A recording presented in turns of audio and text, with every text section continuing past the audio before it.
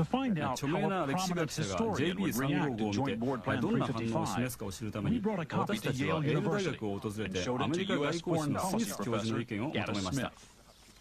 As an historian, what's your reaction to this? It was top level.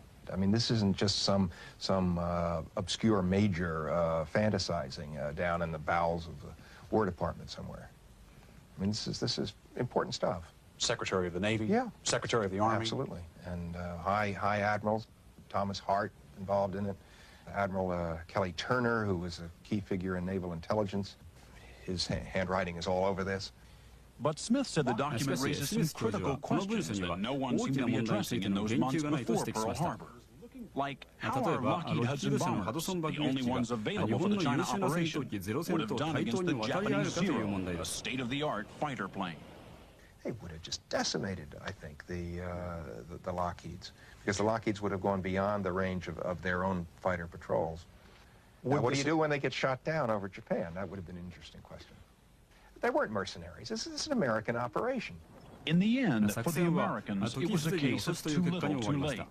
There were constant delays, and by the time the bomber group was on its way, the Japanese fleet was already heading for Pearl Harbor. JB355 は歴史の流れの中に消えてしまいました。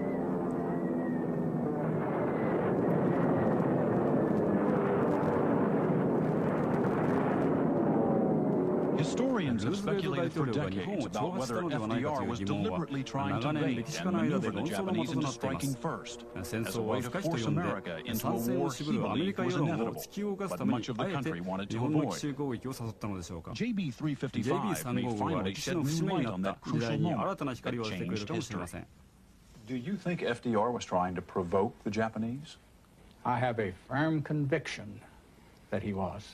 Richter came to that conclusion when a friend of his, an American ambassador named Bill Bullitt, told him a chilling story about a meeting he had with FDR in the late fall of 1941, just before Bullitt left on a trip to Indochina. These words were from Bullitt's own lips. He said, the president asked me, by the way, Bill, how are you going out to India or China? And he said, well, I'd planned to take Pan Am across the Pacific, Mr. President. And he said, President Roosevelt looked at me and said, Bill, if I were you, I'd go the other way, through the Middle East. I think there's going to be a war out there, and you just might not make it. How true he was. Amazing. Well, Stoner, it raises the question of what did FDR know that the country didn't know, and when did he know it? And when did he know it? It looks as if he knew we would be going to war long before Pearl Harbor. Barbara, on July 25th, 1941, 5 months before Pearl Harbor, we know that FDR signed a crippling oil embargo against the Japanese. We now know that just 2 days before that is when he signed this secret volunteer bombing operation against the Japanese. He knew war was inevitable, and he was willing to go on the offensive.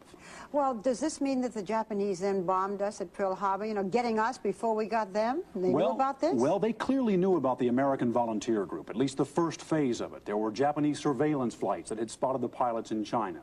There were Japanese radio broadcasts that talked about it. Did they know about the bombing operation?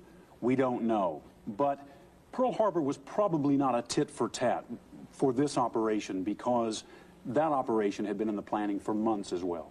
And here it is 50 years later, and we are still learning new things about that event. Thank you, Stone.